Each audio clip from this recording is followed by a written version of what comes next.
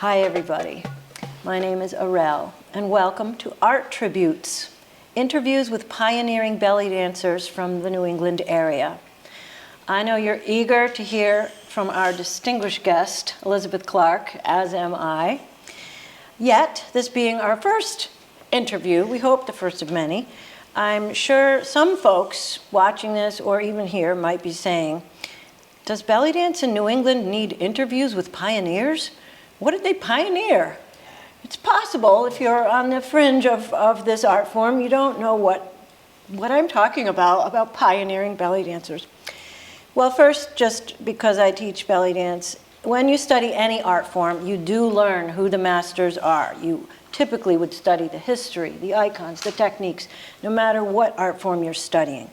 So that's difficult in belly dance because it is a vast and old and culturally rooted dance with lots of different regions and things that it ties to. It's difficult, but we try our hardest. However, when we come to belly dance artists in New England, it's a little bit easier actually. Specifically Boston and New York City, because a lot of these dancers are with us, among us. So we can do this study, we can ask these questions, and we need to be asking these questions.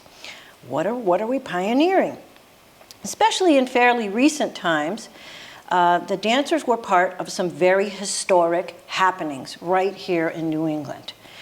So in the 1950s, there was no belly dance restaurants or clubs. There were more like supper clubs that catered to the immigrant populations that came. So you couldn't just go out and hear Middle Eastern music as a population of mixed folks that we all are.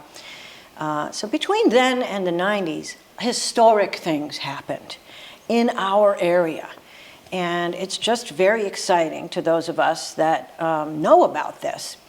And sadly, after these historic things happened, such as the creation of a 5-part show structure, such as the emergence of dedicated spaces for Middle Eastern music and belly dance shows.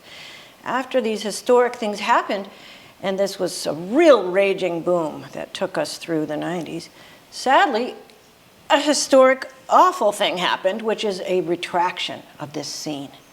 So the clubs, the restaurants, and this beautiful belly dance show that was developed by these artists shrunk and shrunk and shrunk, to the point that the standards that were once developed are now almost invisible to newer dancers coming in to this art form. They don't know what the standards were.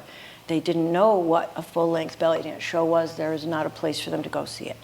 So there's a lot of history that bloomed and is almost eclipsing, and it's very important for us to get involved and do whatever we can to emulate and love and hold those standards and thank the people that brought us this beautiful art form. Without the work that those did before us, we wouldn't have found this beautiful thing that changed our lives. Well, those of us that love belly dance found it very life-changing. So there are pioneering belly dancers. They created some stuff. I don't want to tip my hand. You'll tell us all about how it goes. But I want you to know that there is a need for you to ask questions whenever you're in the presence of one of these dancers or the musicians. Find out what happened and what it was like, and let's get involved in doing whatever we can to emulate the art. So that's why we're here. But there's a second piece, academics aside, honoring an art form aside, and honoring our region and our history aside.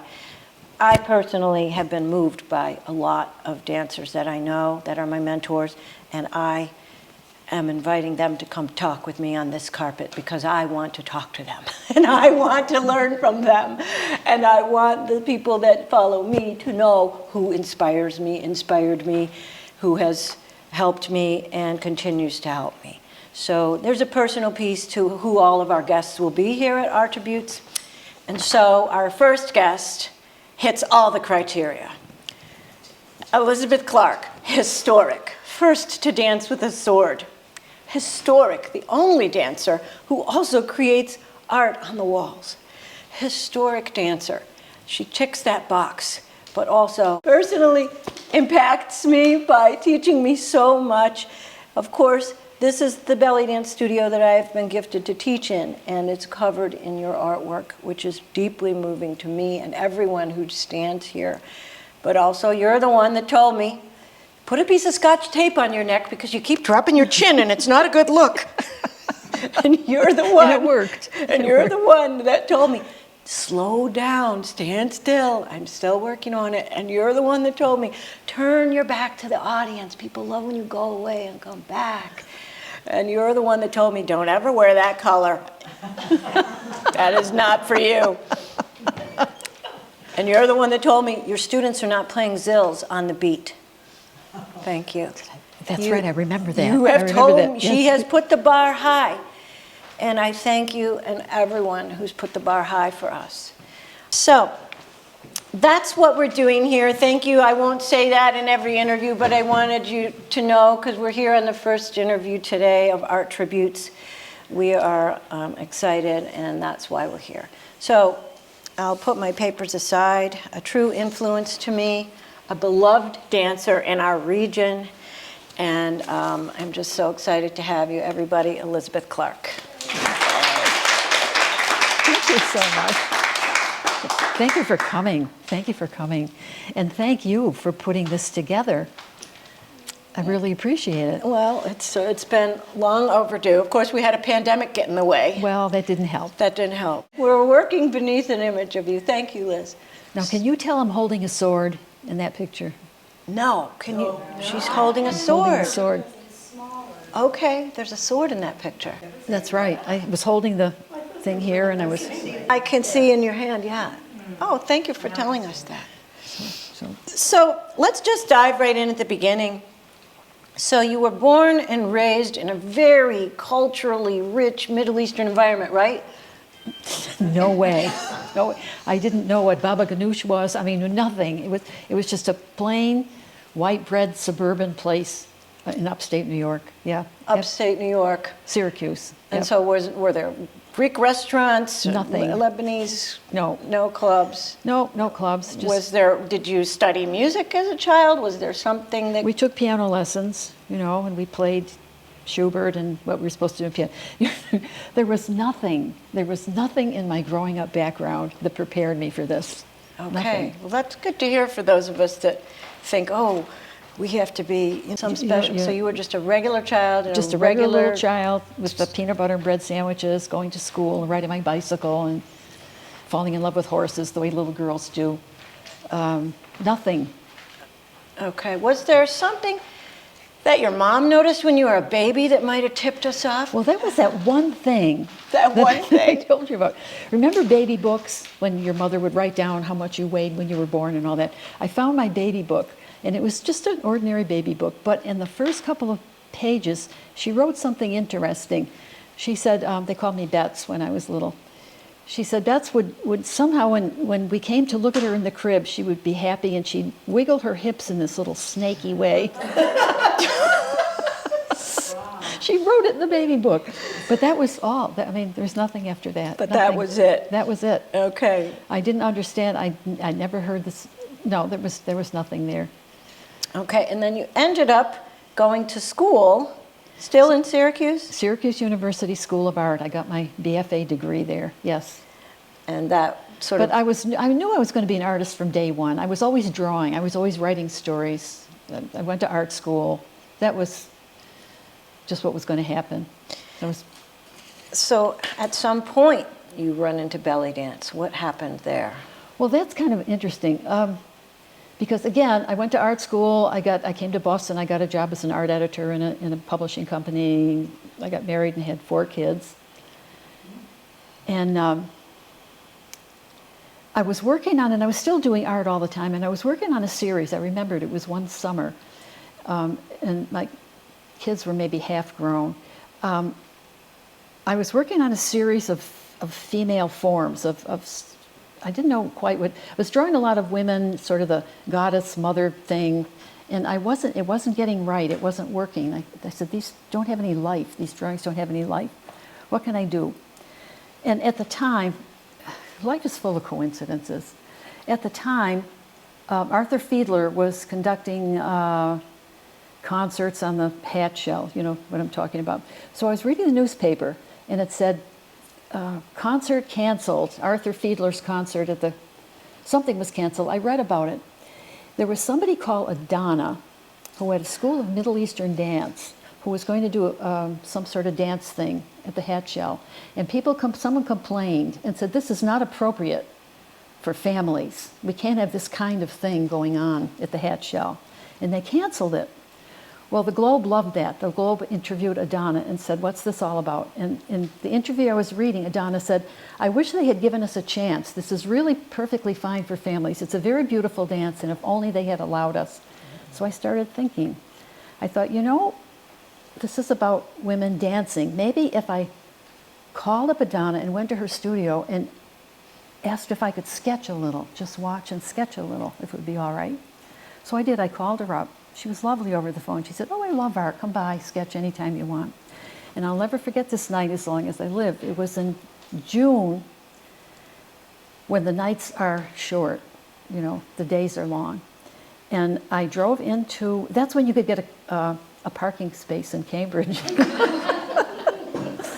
I drove into Winthrop Street to her studio. And I remember because you had to go down steps. So I was going down the steps, and I saw into the studio, I saw a mirror, and I saw several women dancing what we call the camel walk. It was a full body undulation. They were practicing. And I never heard this. Something happened to me. I heard this music for the first time in my life. And I stopped, and I felt like a big bird came and hit me right in the chest, because I saw this movement and this music, and I started to cry. I was halfway down the steps, and I just teared up, and I started to cry. And he says, what is this? What is this thing? I have to find out what this thing is. So I walked downstairs, and anyway, I talked to, she wasn't there. I talked to the person in charge. He said, come back tomorrow. She's here tomorrow. And I said, no, now. Tell me now. I want to know what's going on here. He explained to me this was a dance and blah, blah, blah. I said, I'm coming back tomorrow. I did. I was so overwhelmed by what I saw. I came back the next evening, which was a Thursday. Now, at the time, I had 4 kids who were, any mother would understand this. They're at the age where they're old enough to get in the car by themselves, but still young enough to obey you. So I told them to get in the car, in the Volkswagen convertible. We drove into Cambridge, again, found another parking spot. I gave them, this doesn't sound right, but remember, it was a much more innocent time. I gave them some money. I said, go around the corner to Baskin Robbins and get yourself each an ice cream. So, and I went downstairs, and I took a lesson, and it took about an hour for them to get the ice cream and spill it and dribble on themselves and come back to the studio. It was perfect. So I talked to Adana, and she started me up, signed me up for classes, and I went in 3 times a week that summer, putting them in the car. Oh, we're going to get an ice cream. I was totally obsessed. I couldn't stop. I had never heard this music before. I thought this is the most beautiful thing I had ever seen. I learned that you can use your hips separately for it just was total. Does that kind of explain it? Oh, yeah. It's beautiful. So did they get ice cream 3 times a week that whole summer? They're all very healthy adults. We had lots of vegetable soup and things yeah. It's an amazing story. I almost had to get the Kleenex out myself. So what in the end, what caused that obsession? Do you feel like you understand what that movement, why were you crying? Do you know? I don't know. I just heard this music, and I still remember this boom right here, like a big hit. And I just said, I have to do this. I have to. I can't not. And that's got me started. Adana was very supportive. I have to thank her. She was very supportive of me. She encouraged me. She's the one that got me into a troupe. She had a troupe that danced at different folk festival things. She said, I want you to do a veil thing in the troupe. Oh, I can't do it. Yes, you can. No, I can't. Yes, you can. So I remember going to this folk thing, and I was part of a belly dance thing that was on the stage, and I brought my kids again. And I remember my little boy Brian saying, "Yep, there's my mom right up there. There she is." Anyway, so, but Adana got me started, was very encouraging, and she pushed me into the folk thing, and my first dance, my first job was at the Alibaba restaurant in Brighton, I think it was. I don't know if anybody remembers that. No. They had a Greek band the night I danced. I remember it. And she said, "You have to do, I know you can do this." It was probably a Wednesday night or something. She said, "I know you can do this." "No, I can't." "Yes, you can." "I don't have a costume." "Here, I'll loan you a costume. Get out there." So I remember doing the first show I was dancing. I came out on the floor and I looked up and I said, "Oh my God, there's people, there's people out there looking at me." And I danced, I was supposed to do 2 shows because that's what we did then. You always did 2 shows. I did the first show and I looked and she was standing over by the wall, like, watching me. And I said, "Oh, I'm blowing it. This is terrible." So I finished the dance and I went off and with my head down and she said, "That was good, Elisabeth, but next time smile more." So that's how I got started. It was just one thing after another. And how about practicing? Were you practicing at home? Oh yeah. What was that process like? Well, I drove the neighbors nuts with zills because you can hear them in the summer. They're very loud. And we had the big clappers, the zildjians. Everybody remember those? We had to use them because your teacher said you had to use them. So I drove the neighbors crazy with that. Nobody understood the music. The people next door, I remember I started to practice one time and I heard one of the people next door saying, "Oh, there goes that crazy music again." Oh, Yeah, I was a big pain to everybody, yeah. But I practiced. I moved the couch over and You moved the couch? yeah. And then everybody who practices knows, you get one of those mirrors at the hardware store, one of those thin mirrors, and you prop it up in the wall. You practice in front of the mirror. And how about music? How were you hearing music in your practice? We had record players then. You know, with the little needle that goes around and around. And gradually it moved up to cassettes where you would tape something. You would make it kind of tape that you wanted. So you could either one, the records or the tapes. Yep. And were you known to tape a record? Oh, we did it all the time. We weren't supposed to. We were just among friends, you know. We just, yeah. Right. We taped it. Yeah. And where did you get the records? Acme TV in Watertown. Right. That's where everybody went. Yep. And if you don't know, those of you who don't know, there was a time when, you know, getting music was not as easy as That's today, right. where you could just stream it through your computer. So everyone would go to Acme TV In Watertown. in Watertown. Yep. Gary. Was Yep. owned by an Armenian guy, or? Gary. What's his name? Gary. Gary. Gary Garabedian. Okay. Yeah. And there you'd go He and had the records. and Yeah. get he the had- records. Yep. I actually went there. That's where I would get my music too when I started. Really? Is he still there? No, but I wanted to dig out. I have a paper catalog of all the records, and that's how we would do it. So So we got the music, and there wasn't as much available, but we would just use the same ones over and over again. And that was fine, you know. And were you going out as part of study? Were you encouraged to go out and see dancing? Oh, yes, because at the time, there was music everywhere. In fact, we were known as, I brought some of the Habibi magazines, we were known as, in our area, we had the best music in the country. Everybody knows that. We had the Kyumjin brothers, we had George Abdo, we had, who were some of the other ones? Sarkeesians. The Sarkeesians. We had the best music in the country, and there were clubs everywhere. And as soon as it got popular, because I was just part of something bigger. Everybody, for some reason at that time, belly dancing became very big, very important. So many restaurants, including one I danced at, Harvard Square, Ahmed's, many restaurants put a Middle Eastern night in, maybe Wednesday or Tuesday night. So it'd be a regular club, but they would have, say, let's get a belly dancer on Wednesday night. And there was always somebody who would play or somebody who would dance. So we as a group, I remember this well, we as a group would go out, and the owners liked it. They liked us all to sit together, the dancers' table. Remember the dancers' table? We would sit at the dancers' table.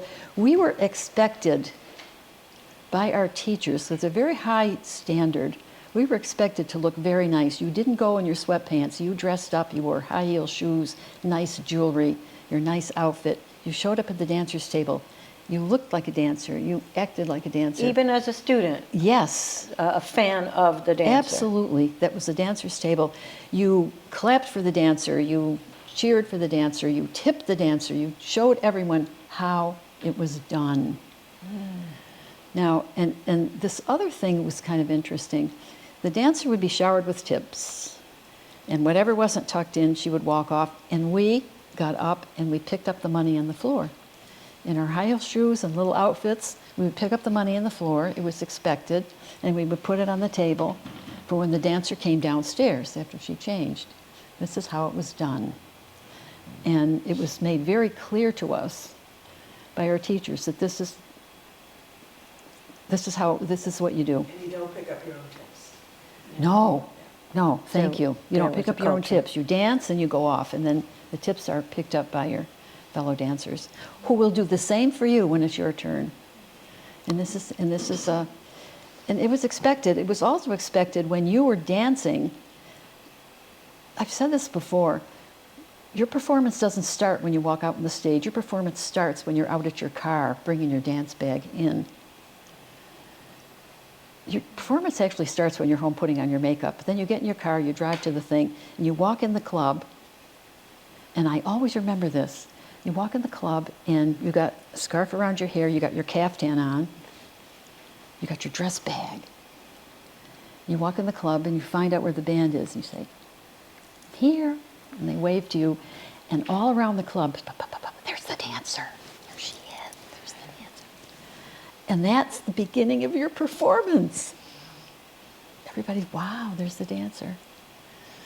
I want to get to more about your performance, but while we're on this little moment here, you mentioned that you even, upon your first entrance, would cover your hair so people wouldn't see your hairdo or your what was going on Coming there. in the door. Coming in the door.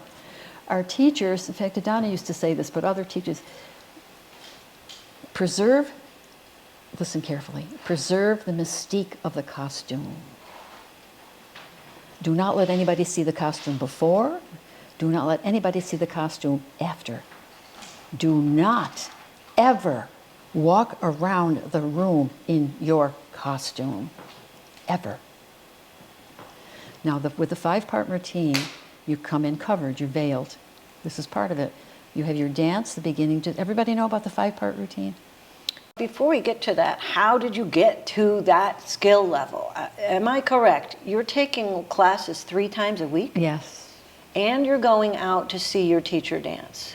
Well, that was a little trickier, but maybe I didn't do that right away. Okay. But I did take all the lessons. And then at one point, Adana said, she said, you're already a teacher, because it was an art teacher. She said, you're already a teacher, so you know how to teach. How would you like to teach for me in exchange for lessons?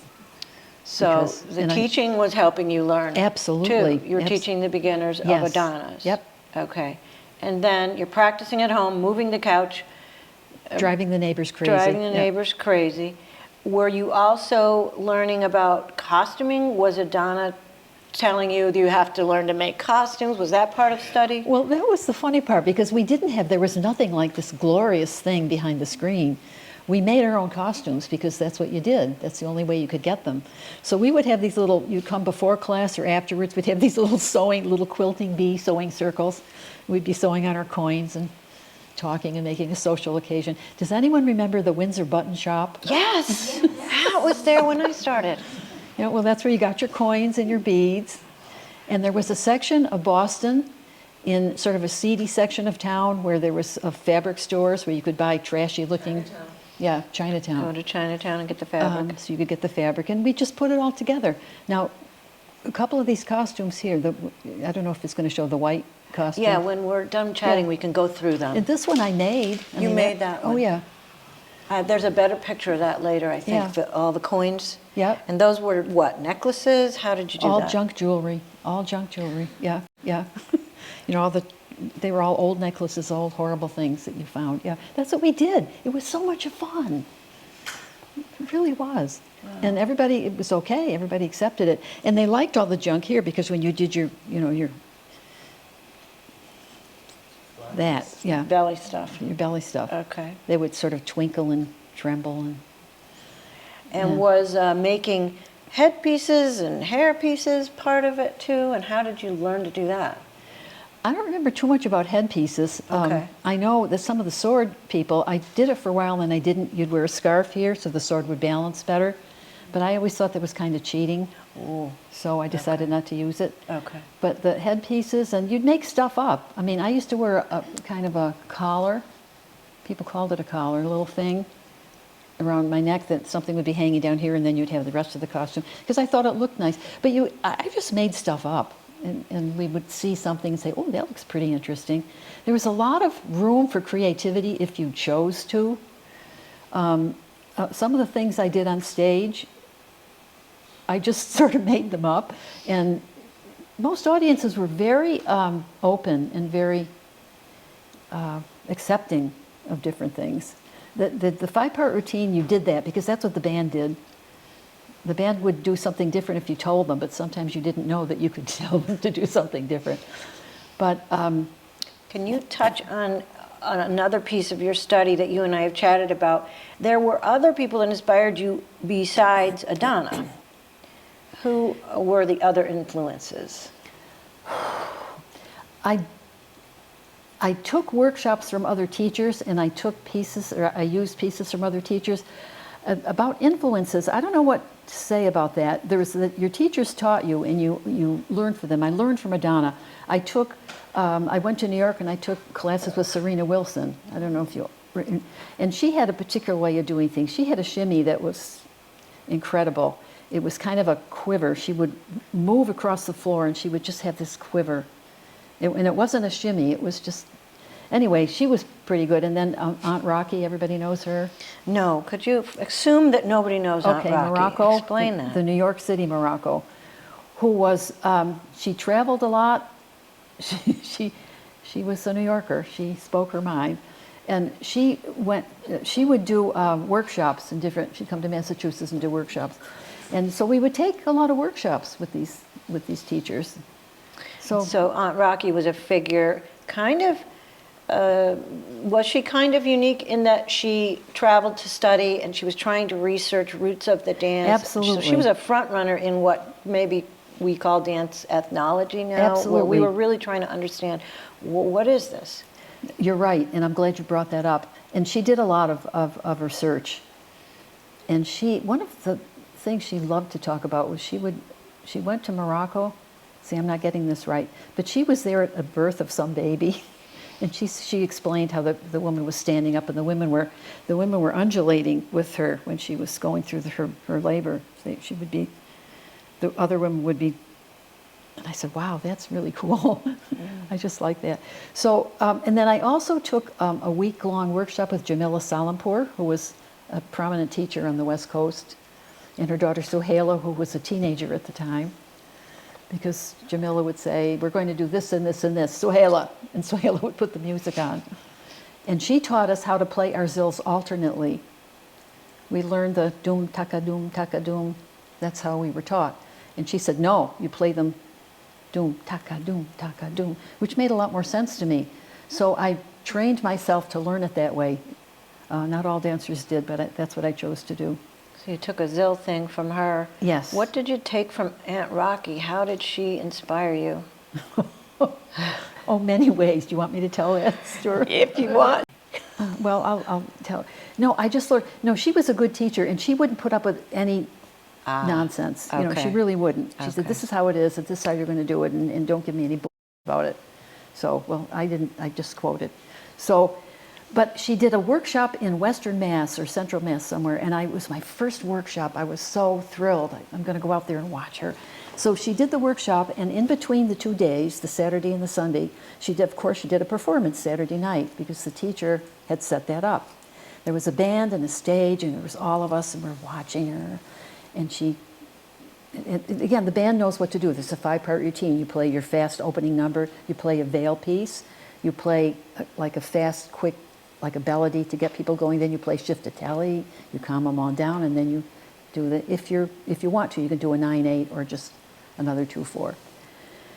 So she's on the stage and she's doing her dance, and we're just loving the whole thing. And the band is playing something else, and suddenly she stopped and she said, "No, no, no, no." Couldn't believe. She put her hands on her hips. She walked over to the band and she said, "No." She said, "I said shift-a-telly. I said shift-a-telly. Now you play a shift-a-telly." And they said, "Okay." And they played a shift-a-telly. And then she did her dance. Is that where Kanina got that attitude from? I must have that. Did you at that workshop? Were you really? I was. Son of a gun, I didn't make it up. I never forgot that. That's very Anyway, interesting. Yes, yes. The lineage of the etiquette of the dancers and the relationship with the bands, and so you picked that up, that you could tell the band. I had heard this before, tell the band what you want, and you can't tell the band anything. Well, she told the band what she wanted. Yes, she did. Wow. Can we talk about how Adana brought the band to the studio? So part of your classes with her was to dance with the band. Yes, yes. She would have something once every few months called Cafe Adana. Now, she had a really nice studio on Mass Ave. It was up over a Greek restaurant. It was a big open studio. And she would have Cafe Adana once a month, and she knew all the musicians. She knew Joey Kiumjan and Mike Sarkeesian and all of them. So they would come and play, and her students would have a chance to dance, and people could come and sit, with these little chairs, and it was a chance for her students to practice. Sound familiar? Yes. Yeah. And so good did you music. have an experience with trying to talk to the band, like as Oh, you were, yes. and did it work out for you? Could you go no, Well, no, and did it work? This is the other half of the Rocky story about where she told the band what she wanted. Anyway, I was quite impressed with that whole thing. So here is Mike Sarkeesian is playing at Cafe Adana, and I'm going to dance. For those who don't know Mike Sarkeesian, the Sarkeesian brothers were a thing. Very big thing. They were out in Vegas. They like to talk about that. They were known all over the country. So I said, well, okay, well, I'm going to tell the band what I want. So Mike's getting all ready. He's very impressive looking. He's got hair and the beard and all those things. And I said, I'd like, for my veil piece, I'd like you to play Miserlou. He looked at me, Miserlou. There's a little bit of a cliche, I mean, it's a lovely piece, but I'd like Miserlou. And he looked at me and he said, nobody tells Mike Sarkeesian what to play.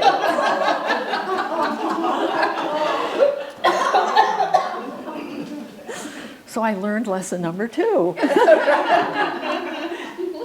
which was very valuable. You better know what you're talking about. So anyway, there it was. But that was my experience. So we ended up being. I just have to say I totally appreciate him as a true professional, Mike Sarkeesian. You could have the biggest argument with him, and when he got out on stage, the thing is, he made me look good afterwards. He would say nice things. He would play right. He would do everything to make you look good, no matter what happened before or after. So it's your study period, if we want to call this chapter your study period, it just shows so much dedication. Was it ever hard? You have 4 kids when you're doing all this. sure did. Yep. Is that hard? And where do you get the energy? I don't know. I just knew I couldn't not do it, and so you did what you had to do, and then you did what you wanted to do. And with my kids, I was their arty mother anyway, and it was just another weird thing their mother did, so it didn't bother them. I mean, that was fine. Wow. So I don't know how I did it. I just did. And were you aware that, hindsight, we know that period where there was music all the time, Yeah. it is not the same now. Were you aware that you were in a wave of something historic? Well, people used to talk about it. I remember some of the musicians talk about it, and I remember some of the teachers saying, somebody said this was a fad. And I guess it could be considered that suddenly everybody wanted to do this. And that's why a lot of the restaurants would put a Middle Eastern night that they never would think of before. because, well, if we play the music, they're going to come. People are going to come. They're going to want to see a dancer. And everybody wanted a chance to dance, and at some of these places people could get a chance to dance a Middle Eastern night. So when you went out and you were seeing dancers other than Adana, who were you seeing in dancing? Was Kasim dancing? Oh, yes. Kasim was dancing. And what was he like? Because we, in my generation, I saw Kasim dance, I danced with him, but there were more male belly dancers. The male belly dancers, Kasim and Amir, I don't know if anybody remembers him, of course you remember him. They were male belly dancers, and they danced, and they shimmied, and they did, but they were more vigorous male movements. Yeah, they were there. I don't know who else you I'm just wondering, from my sense of where we are in history. Oh, right, okay. Like Morocco, not Aunt Rocky that we talked about from New York City, but the Morocco here, that was before you. Yes, it was. I saw her sing. She had already retired from dancing. I saw her sing, and she brought me to tears one time at the Evra, singing with so much emotion. I had no idea what the words were, but it didn't even matter. It was just so beautiful. It made me cry. People talked about her all the time. The musicians talked about her. The bands would say, oh, you wait till you should have seen her in her day. They talked about her a lot. But no, we never saw her dance. Okay, and we, in my generation, there's a dancer we love, Rena, whose mom, Aziza, danced. Was that, were you watching her dance? Well, we kind of worked together a lot. Okay, so you were a colleague of Aziza. Right. Okay. So who were our teachers? Who did we dance? Serena, people would come from New York. Serena would come from New York and do workshops. Elena Lentini. Oh, so she was... Elena Lentini would come and do workshops. And when she performed, was she using multiple veils or many yard veils in her shows, or? She did a lot of veils, but she was a unique... Yes, she was. She was so much the dance. And she was so... she was into... You would feel the emotion of it with her. She just... Oh, God, I wish I should have thought of this a little bit ahead of time. She was extraordinary dancer. Her floor work, but it was at an ease. Whatever she did on the floor, up, down, and there was an ease and a strength to her movements, and her connection to the music was incredible. I'm dying to get to your professional career. We're always tapping around it, but just one more thing about difficulty. Was there moves that eluded you, or something like, I really didn't like Karsh Lama? Was there anything that was hard, or were you just eating it up? Maybe things were not so technical at the time, or maybe there was a little more forgiving because we had the music. We had such... I remember if it was hard, I said, well, I guess I better learn this, like the Karsh Lama. I guess I better learn how to do it. You learn some parts you learn better than others, some parts you liked better than others. You say, I love this part, I don't want to do that part. But you said, well, this is what I have to do, I have to learn how to shimmy. I have to learn how to work the veil. I have to learn that 9/8. What the hell's a 9/8? So Adana wasn't in any way soft-pedaling it to you. The standards were, you have to do it, let's go. This was what expected. This was what it was Even though you had no dance background, you grew up in Syracuse, you had 4 kids, nope, you're going to be a belly dancer, and this is what you're going to learn. Nobody cared. Nobody cared. Here you are, you show up, do your thing. Yeah. Nobody cared that you had 4 kids or had no. Well, thank you for letting me belabor the study part. It's of great interest as a teacher and someone. I'm still learning, and there's so much to learn, and there are these pockets where it's like, this is difficult, and I think people in our generation have an open door to say, well, she's a professional, I don't have to work that hard. But everyone who was a professional at one time wasn't a professional. That's right. You made yourself. You just figured out what you needed to do, and then you did it. When you practiced at home, was it hours and hours at a time, or was it 5 minutes? I can't remember. I know I was so enamored with the music, I didn't care. I just would play the music all the time and then practice. You didn't say, oh, here's my practice time. Not when you have kids. You fit it in wherever you can. I just remember the music all the time and practicing. Love it. Well, moving on to our professional career. Can you give us a feel, because we don't have a lot of venues, what were, just maybe you could rifle through some of the names of the places. What were the popular places that you sure. you Well, the danced? Averoff, everybody knows the Averoff. There was 7 nights a week, dancers all the time. The Middle East Restaurant, Athens After Dark, and Lowell, let's see, Bishops. Bishops. Wednesday night was Armenian night. I danced at Bishops regularly. World Away Lounge? Oh, the Whirl Away. Oh my God, I forgot all about them. The Whirl Away Lounge, yes indeed. I remember it well because somebody called me to work there. He said, I want you to, I got the Whirl Away Lounge up here in Tewksbury or wherever it is, and I'm looking for a belly dancer. And I said, I didn't like him. I said, you know, well, then I found it, he said his name is Sarkis Kazanjian. And I said, oh, you're Armenian. Okay, fine, let's talk. And they had regular belly dances. I danced for them. In fact, I danced at his son's wedding. I remember it. Oh, wow. And then were there probably a million little Greek places? Yes, and I don't remember half of them. There were a lot. Some of them were just over the border in New Hampshire. Okay. Or on the line. I danced at a lot of those. Yep. So again, I wasn't there during that peak time. So there was a center of clubs and restaurants Yes. in the Boston area. It sounds like there's a lot north. There was a Well, lot of immigrants had set yeah. up in those areas north of us. I think, you know, it's a Greek restaurant. We have the music. We put a belly dancer in. People will come in, sure. So there were many venues to work, including the Grecian Urn in Ipswich that I danced at, which there's a whole bunch of funny stories with that too. But we could go on forever. Did you ever come south? Were there places down here that you were? Not really. No. Not really. But the ones you danced at, you specifically, Averoff, Middle East, Ahmed's, Athens, After Dark. Wait a minute. There was some other. Bishops. And then these little Greek restaurants I can't remember the names of. Well, it's just an awesome list, and it gives us a feel for a different time frame. If I were to list to you right now the restaurants, I could get it done on one hand.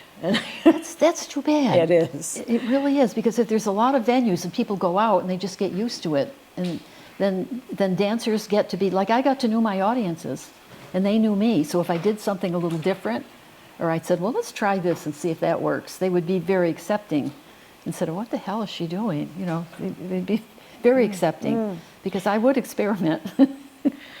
So you keep mentioning the 5-part. When you started out, did you get to dance the 5-part in your studio a number of times with Mike Sarkeesian before you went out, or was it 2 songs in the studio? Now you're off to a house show. Well, the first one she pushed me out on was right. Yeah, was what you said, that it was fast.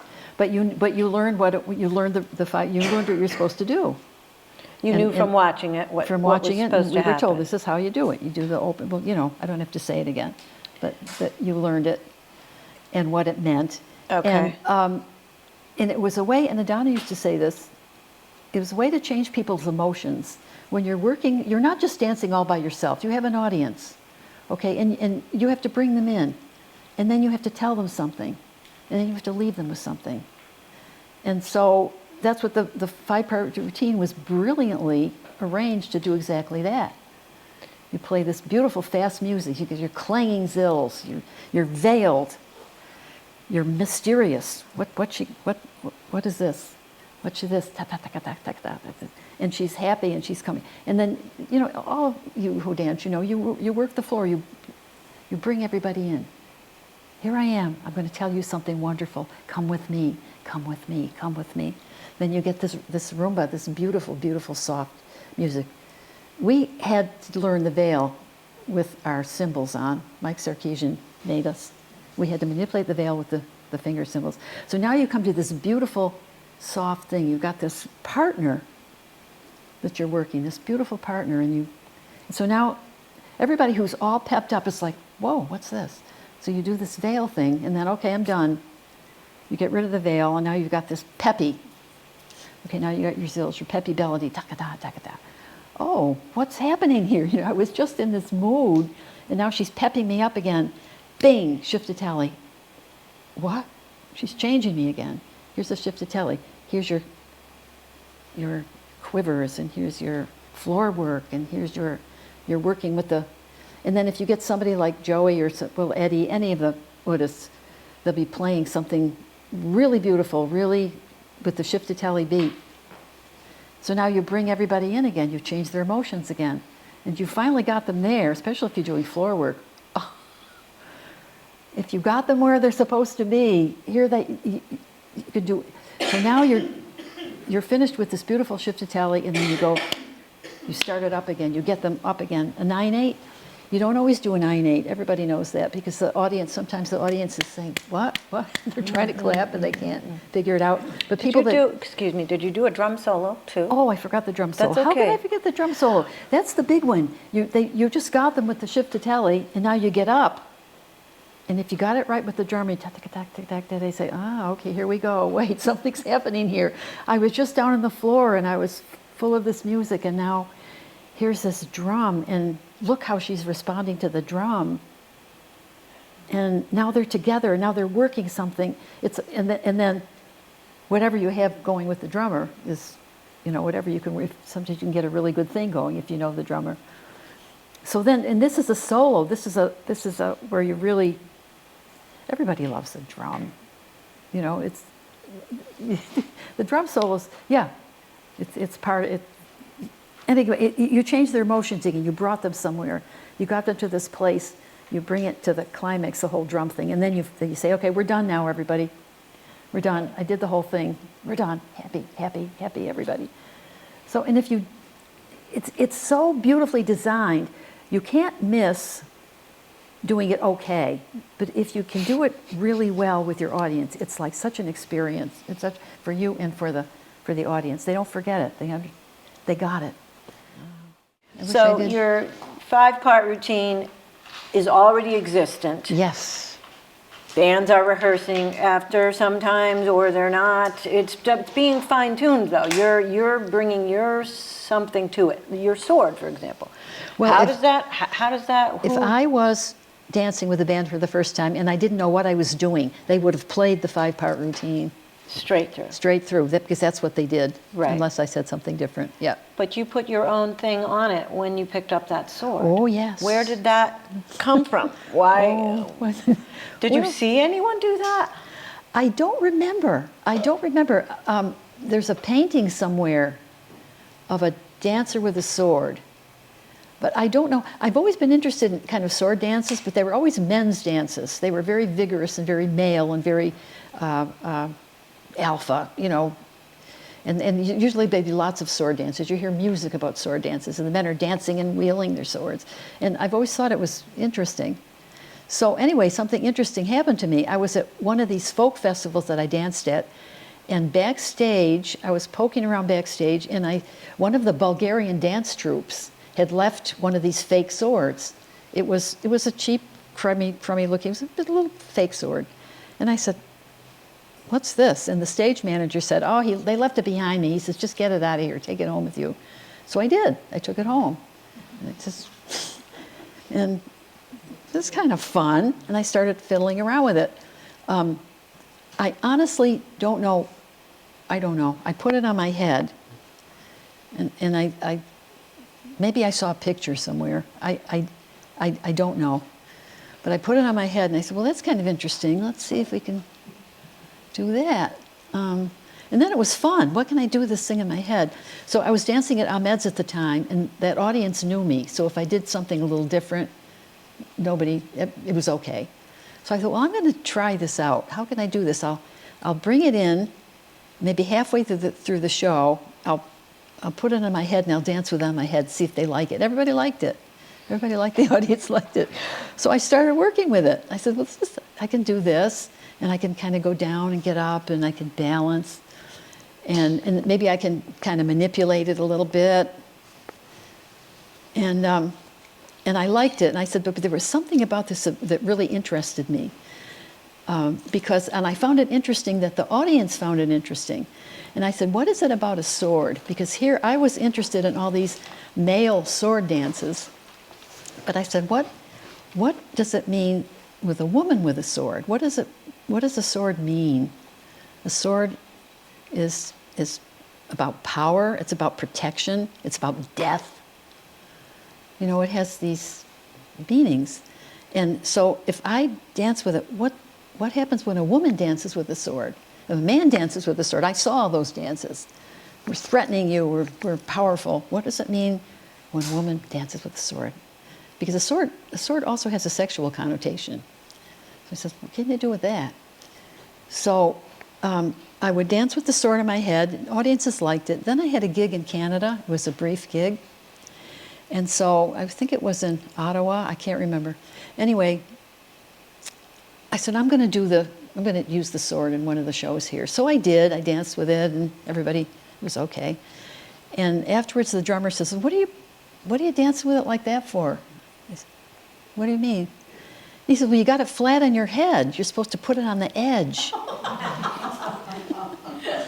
And I said, well, this one doesn't work on the edge. It's one of the Bulgarian dance stores. And he says, oh, we got one lying around here. Somebody left one. He said, here. He says, it's just in the way. Why don't you take it and fool around with it? It was a sword for the edge. So I put it on the edge, and I says, oh, wow, this is different. This changes everything. So I started, and I took it with me when I left Canada. He said I could have it. So you He came said, back I came back with another sword. and a whole new development. Yes. And yes. took it to Ahmed's. I took it to Ahmed's, and I used it, and everybody liked it. And I really liked it, and I started thinking about it. This was during the shift to tally. Well, I did it. I experimented a little bit. I did it during the shift to tally because that's where you could make very slow movements. And then I experimented with coming in with it.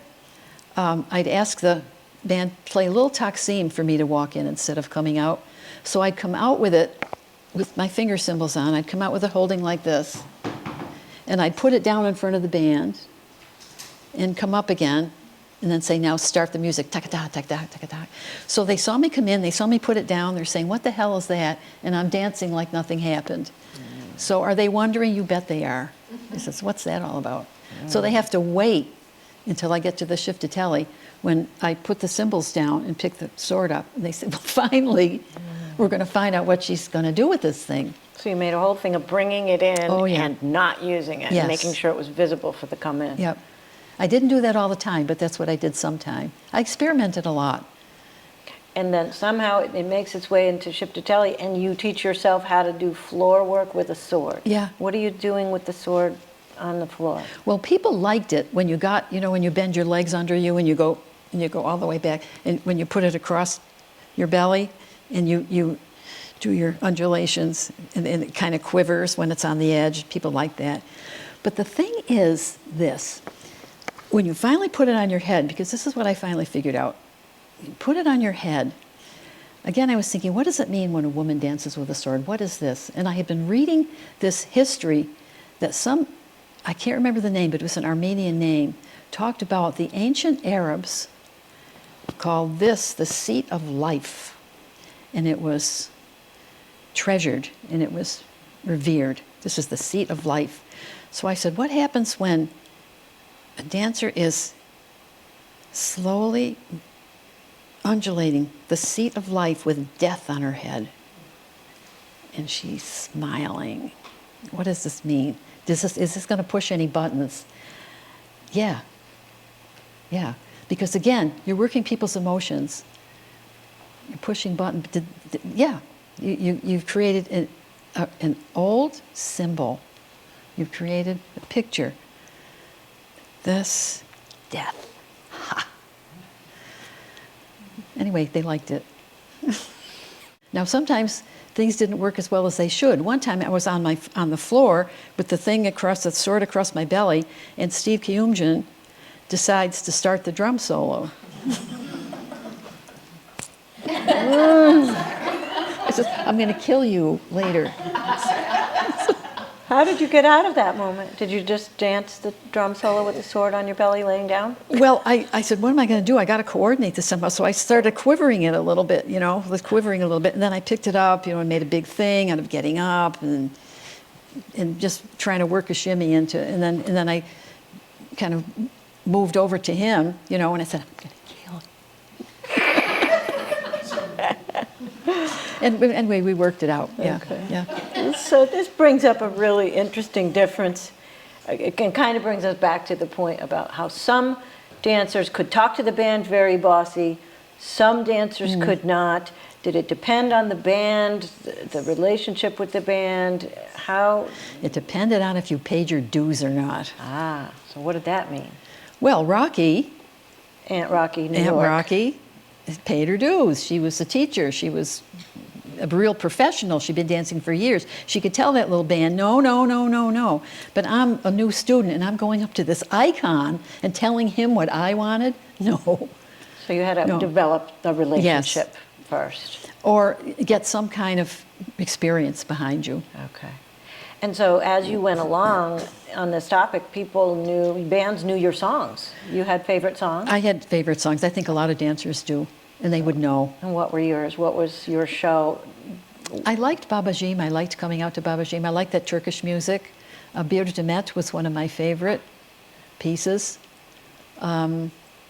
And then for that interpiece, a melody, I liked Hanada. And Shiftatelli, they made it up, you know. Right. So, but I didn't always use them.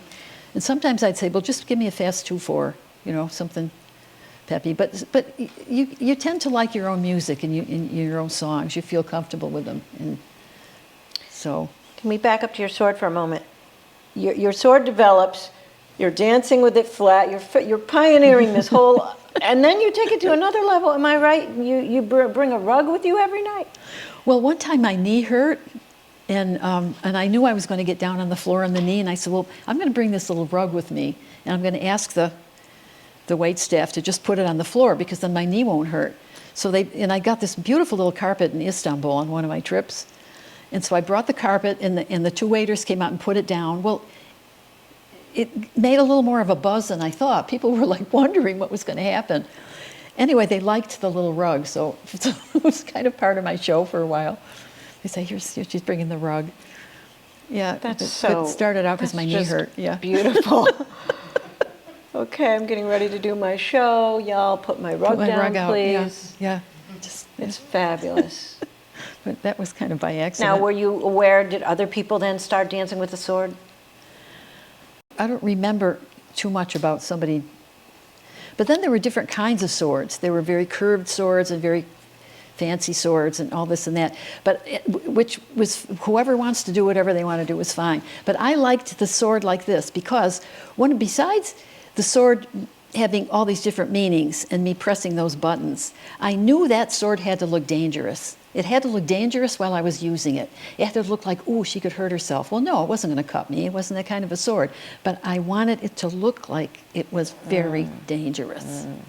So I was very careful how I held it. I didn't manipulate it in any way that would look And like... you held it with the zills. No, I took the zills off. After I would take this. That was another thing. I would take the zills off and put them down where the sword was. Then I'd pick up the sword. Then when I put the sword back down, when I was done, I would put the zills back on. You had to practice that one. To make it smooth. Yeah, you couldn't be fiddling around with your zills while the band was playing. Wow.